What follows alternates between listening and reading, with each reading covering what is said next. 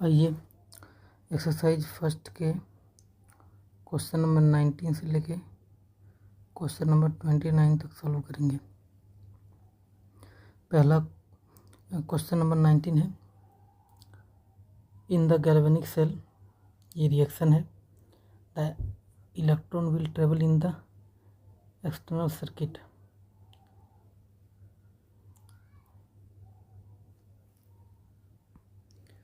पहला ऑप्शन है from Ag to Cu, from Cu to Ag, electron do not travel in the circuit, and आखिरी option है in any direction. इस question में हमको anode कौन होगा और कैथोड कौन होगा, तभी जाके हम डिसाइड कर पाएंगे कि इलेक्ट्रॉन का फ्लो एक्सटर्नल सर्किट में और इंटरनल सर्किट में कैसे होगा। तो आइए सबसे पहले एनोड और कैथोड कौन होगा उसको डिस्कस करते हैं।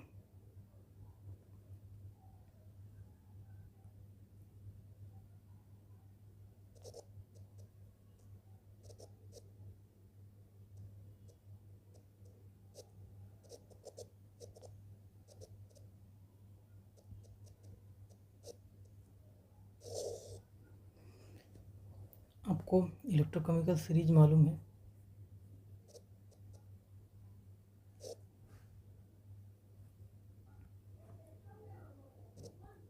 ली के बाप ने काका से मांगी अलमारी, मनी जनरेटर, कार, फ्रिज,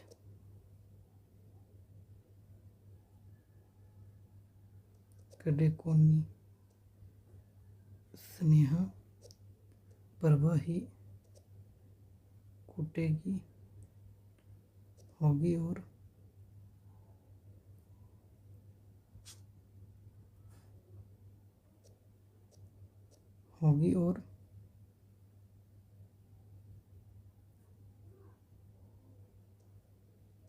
पिटाई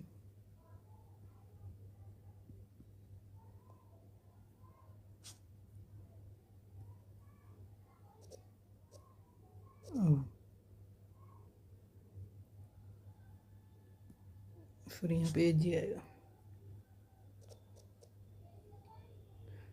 ठीक ना, तो ये इलेक्ट्रोकेमिकल सीरीज है। इलेक्ट्रोकेमिकल सीरीज में जब भी आप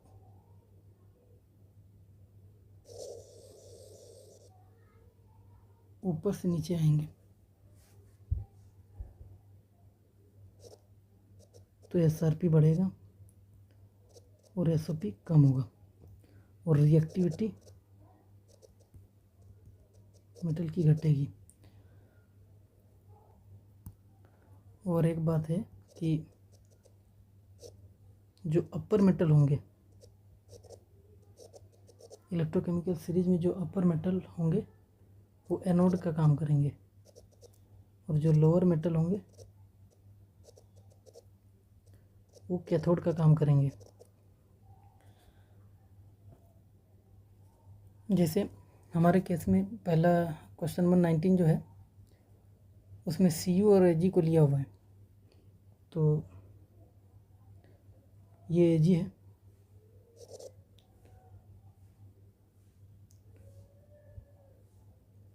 और ये Cu है। ठीक ना, तो अपर में कौन है इलेक्ट्रोकेमिकल सीरीज में, अपर में कौन है Cu, तो ये एनोड का काम करेगा और ये कैथोड का काम करेगा। और डेनियल सेल को मालूम है Zn और Cu का इलेक्ट्रोड होता है, तो Zn यहाँ पे Cu के रेस्पेक्ट में ऊपर में है, यानी ये एनोड का काम करेगा Zn, और डेनियल सेल के केस में Cu कैथोड का काम करेगा।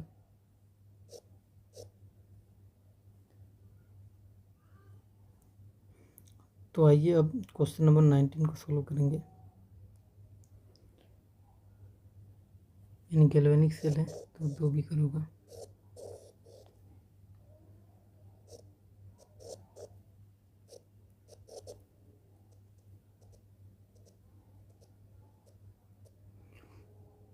यहाँ पे कैथोड का काम कौन करेगा, Cu, एनोड का काम Cu करेगा और कैथोड का काम Ag करेगा। और यहाँ पे Ag प्लस का सॉल्यूशन है और यहाँ पे Cu+2 का सॉल्यूशन है। जैसे हम यहाँ से एनोड और कैथोड को वायर से कनेक्ट करेंगे और यहाँ पे सोल्ट ब्रिज भी होगा टू मेंटेन इलेक्ट्रिकल न्यूट्रलिटी। तो इलेक्ट्रॉन, चूँकि ये एनोड है और ये कैथोड है, ये पॉजिटिव होगा, ये नेगेटिव होगा, तो इलेक्ट्रॉन कैथोड की तरफ पॉजिटिव चार्ज है तो उसकी तरफ चलना स्टार्ट कर देंगे। यानी इलेक्ट्रॉन का फ्लो जो होगा वो Cu to Ag होगा इन द एक्सटर्नल सर्किट। तो सेकंड ऑप्शन बनेगा। क्वेश्चन नंबर 20 को डिस्कस करते हैं। ये the direction of current in the Daniell cell when Zn and Cu electrode are connected is।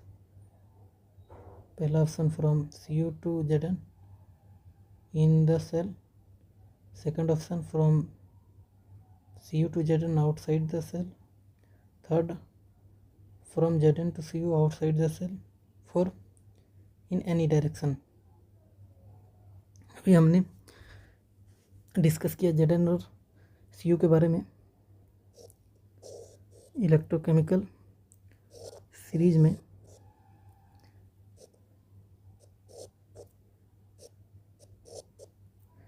यहाँ पे एनोड का काम करेगा Zn और कैथोड का काम करेगा कॉपर।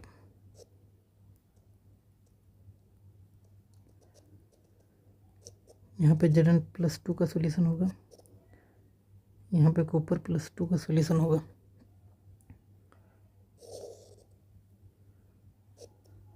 कैथोड ये पॉजिटिव होगा, एनोड ये नेगेटिव होगा। तो इलेक्ट्रॉन इधर की तरफ चलना स्टार्ट कर देंगे और करंट उसके अपोजिट में चलता है तो करंट इधर चलेगा। यहाँ पे Daniell सेल में सॉल्ट ब्रिज होता है टू मेंटेन इलेक्ट्रिकल न्यूट्रलिटी। तो करंट इधर से चल के ऐसे आएगा और ऐसे से ऐसे ऐसे चल जाएगा। मतलब करंट, यानी करंट Cu to Zn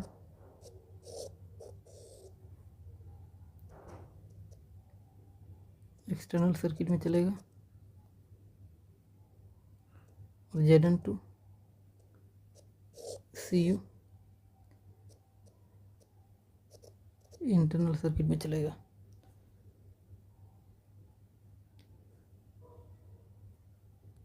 यानी सेकंड ऑप्शन सही होगा। आइए क्वेश्चन नंबर 21 देखते हैं। The equation representing the process by which standard reduction potential of zinc can be defined is. Reduction zinc का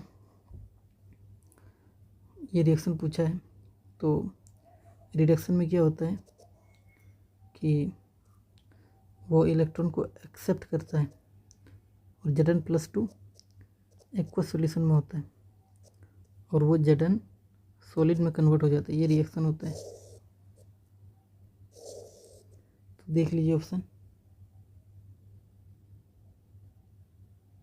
4 सही होगा।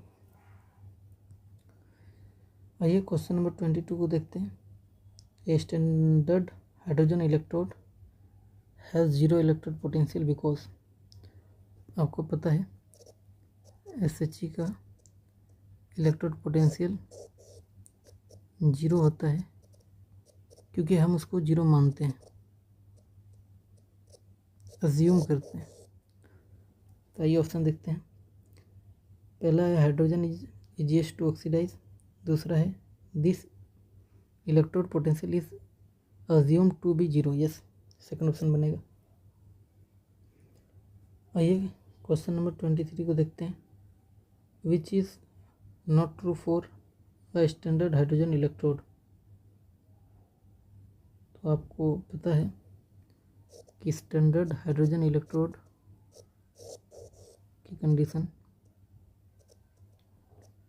कि हम लोग कंसंट्रेशन जो लेते हैं वो आरएनएम लेते हैं, टेम्परेचर जो लेते हैं 25 डिग्री सेल्सियस और 298 केल्विन,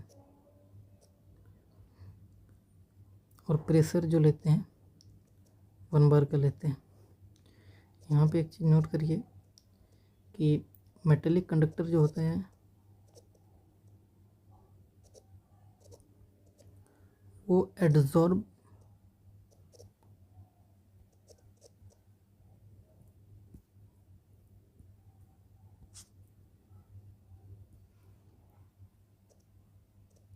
करते हैं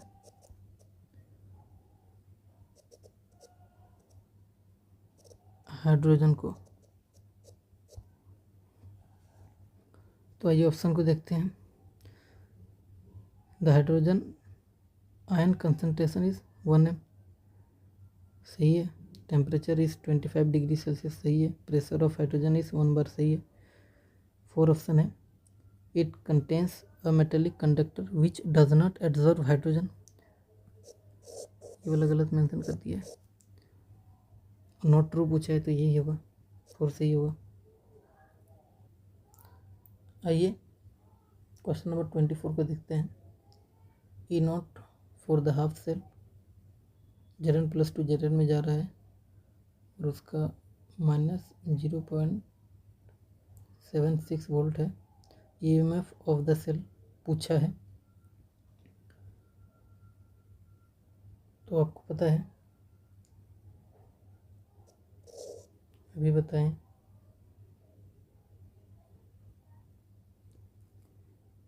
कि Zn हाइड्रोजन से ऊपर आता है तो ये एनोड का काम करेगा, और हाइड्रोजन कैथोड का काम करेगा, और एनोड पे ऑक्सीडेशन चाहिए EMF निकालने के लिए, और कैथोड पे रिडक्शन चाहिए।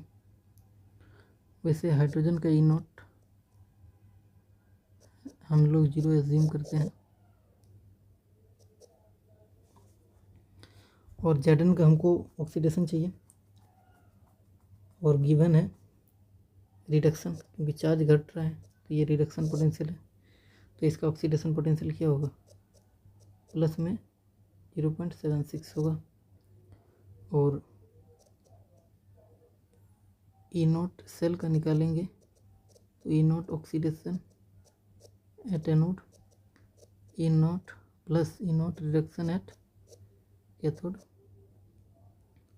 ऑक्सीडेशन का प्लस में 0.76 प्लस 0, यानी ओवरऑल 0.76 प्लस में सेकंड ऑप्शन बनेगा।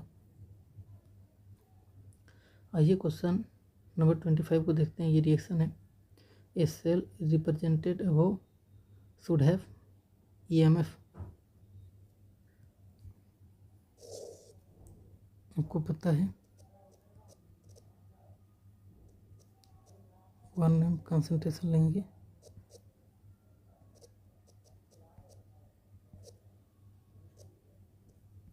इसका ई नोट होता है 1.1 वोल्ट।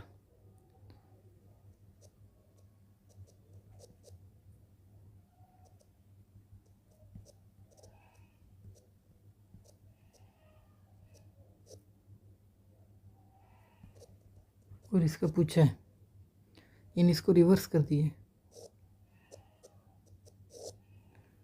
तो ये EMF कितना हो जाएगा, माइनस में 1.1 वोल्ट, यानी EMF नेगेटिव हो जाएगा। आइए क्वेश्चन नंबर 26 को देखते हैं। गिवन इलेक्ट्रोड पोटेंशियल, ये Fe का रिएक्शन है और इसका ई नॉट 0.771 वोल्ट गिवन है, और इस रिएक्शन का ई नॉट 0.536 वोल्ट है। E cell for the cell reaction, इसके लिए पूछा है ई सेल। तो इसको इक्वेशन 1 मानते हैं, इसको 2 मानते हैं और इसको 3 मानते हैं। हमको 3 लाने के लिए पहली बात तो 1 को 2 से मल्टीप्लाई करना होगा, और अगर हम 1 को 2 से मल्टीप्लाई कर रहे हैं तो क्या ये ई नॉट डबल हो जाए? पहला क्वेश्चन।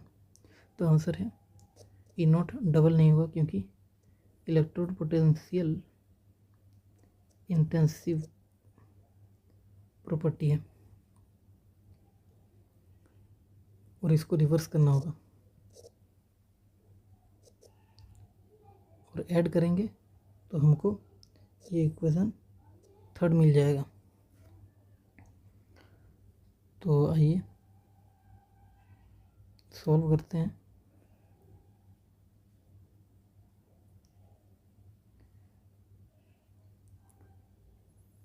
यहाँ पे ई नॉट ऐड नहीं होता है, यहाँ पे हमको change in G not add करना होगा, ठीक है ना। इसका ई नॉट निकालना है, चेंज इन जी नॉट 3 का कैसे आएगा?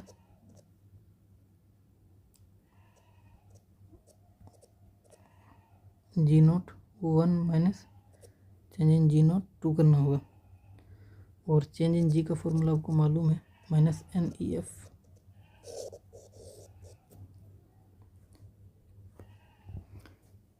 इसके लिए एन की वैल्यू कितना है? इक्वेशन 1 के लिए 2, नंबर ऑफ ट्रांसफर इलेक्ट्रॉन 2, इसके लिए भी 2, एन का वैल्यू इसके लिए भी 2। इसके लिए देखिए ये 6 और ये 4, यानी 2 इलेक्ट्रॉन की कमी हो रहा है, तो इसका भी एन फैक्टर कितना हो गया? 2। या फिर इसको देख लीजिए, 2 इलेक्ट्रॉन की बढ़त हो रहा है तो एन फैक्टर 2 हो गया। तो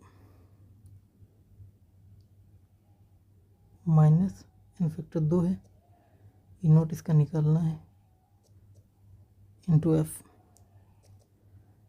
माइनस एन फैक्टर 2 है और इसका ई नोट 0.771 है,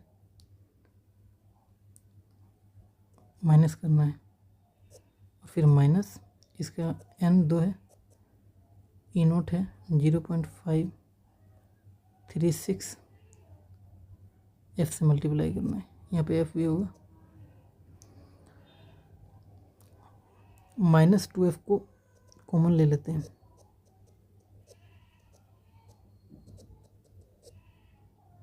(0.771) देखिए माइनस को कॉमन ले लिए तो -0.536, -2f से 2f उड़ जाएगा, ई नोट जो होगा 0.771 माइनस 0.536, इसको आप सॉल्व कीजिएगा, प्लस में आएगा 0.235, थर्ड सही होगा। आइए क्वेश्चन नंबर 27 को देखते हैं। Which of the following is not an anodic reaction? पहली बात, कैथोड पे कैसे रिएक्शन होता है? मेटल +2 एक्वस, ये 2 इलेक्ट्रॉन एक्सेप्ट करती है और मेटल सॉलिड में चला जाता है। एनोड पे क्या होता है कि मेटल सॉलिड M+2 + 2 इलेक्ट्रॉन, यानी एनोड में 2 इलेक्ट्रॉन छोड़ता है मेटल, और कैथोडिक रिएक्शन में 2 इलेक्ट्रॉन एक्सेप्ट करता है। तो पहला ऑप्शन को अगर आप सही से लिखिएगा, Ag+,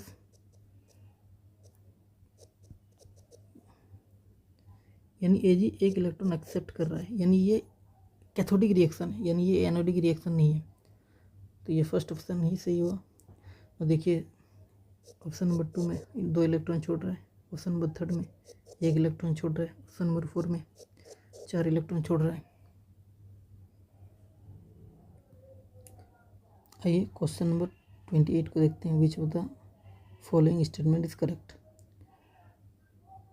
oxidation occurs at anode in both galvanic and electrolytic. Second, a reduction occurs at anode in both galvanic and electrolytic.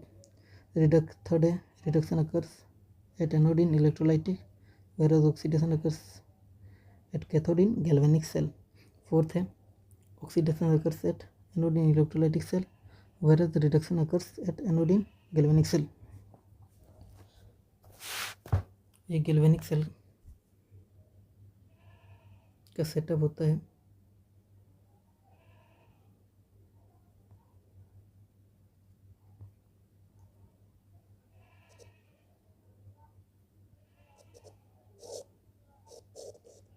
अब दो भी कर लेते हैं।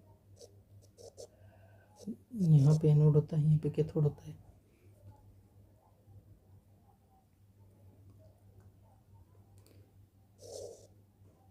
सॉल्ट ब्रिज होता है।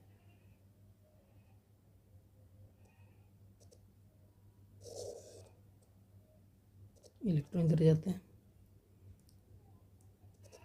ये एनोड होता है, left hand side anode negative होता है, right hand side cathode positive होता है। शॉर्ट ब्रिज को देते हैं मेंटेन इलेक्ट्रिकल न्यूट्रलिटी। एनोड पे ऑक्सीडेशन होगा और कैथोड पे रिडक्शन। क्योंकि जैसे आप वायर से एनोड और कैथोड को जोड़िएगा, ऑटोमेटिकली इलेक्ट्रॉन इधर से इधर जाना स्टार्ट कर देंगे। तो ये प्रोसेस स्पॉन्टेनियस हो गया। आइए इलेक्ट्रोलाइटिक सेल को देखते हैं। इलेक्ट्रोलाइटिक सेल में एक ही बीकर दिया जाता है, उसी में एनोड और कैथोड को रखा जाता है।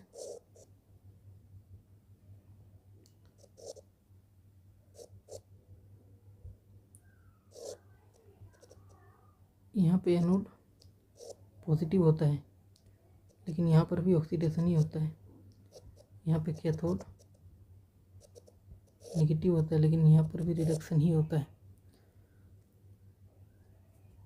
और यहाँ पे इलेक्ट्रोलाइट होता है।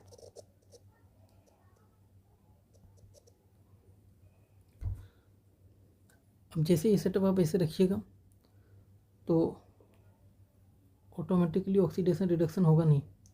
तो उसके लिए हमको यहाँ पे एक बैटरी लगाना होता है।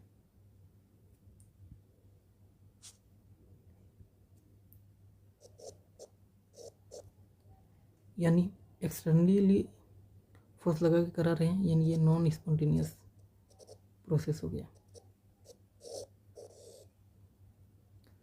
तो चाहे इलेक्ट्रोलाइटिक सेल हो चाहे गैल्वेनिक सेल हो, दोनों के एनोड पर ऑक्सीडेशन और दोनों के कैथोड पर रिडक्शन होता है।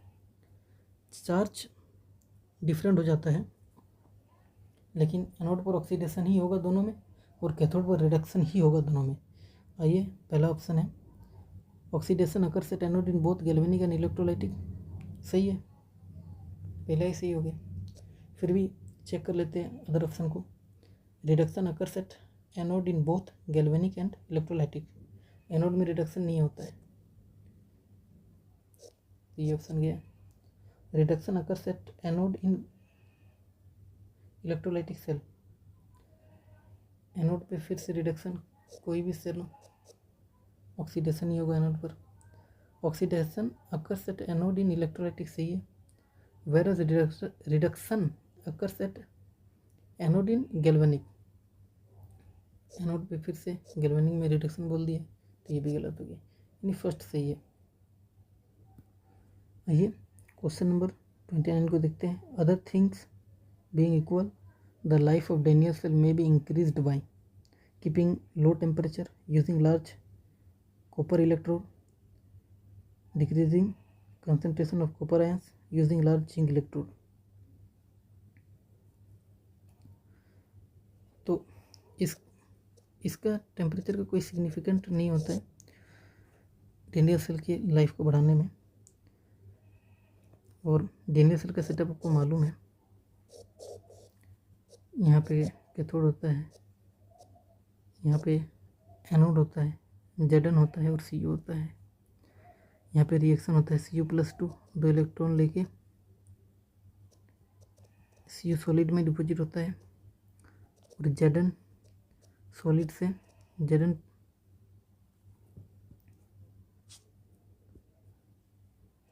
+2 प्लस 2 इलेक्ट्रॉन छोड़ता है। और second option using large copper electrode. भाई लार्ज कॉपर इलेक्ट्रोड लेने से लाइफ ऑफ डेनियल सेल बढ़ता नहीं है, क्योंकि अल्टीमेटली कॉपर डिपॉजिट ही हो रहा है, उसको लार्ज लेके अब क्या करिएगा। तो ये ऑप्शन तो गया। Decrease concentration of copper ions. देखिए अगर कम कर दीजिएगा तो ये रिएक्शन आगे फॉरवर्ड होगा नहीं और cell reaction, complete cell reaction होगा नहीं, तो लाइफ ऑफ डेनियल सेल घट जाएगा। तो कॉपर आयन का कंसंट्रेशन हाई रखिएगा तभी लाइफ ऑफ डेनियल सेल बढ़ेगा। तो कम कर दिया है तो ये तो गया। यूजिंग लार्ज जिंक इलेक्ट्रोड, ये सही है, क्योंकि अगर जिंक सॉलिड को जितना लीजिएगा उतना रिएक्शन चलता रहेगा, यानी जिंक रोड को जितना मोटा कीजिएगा, Zn का रोड को अगर लार्ज लेंगे तो फोर्थ ऑप्शन सही होगा।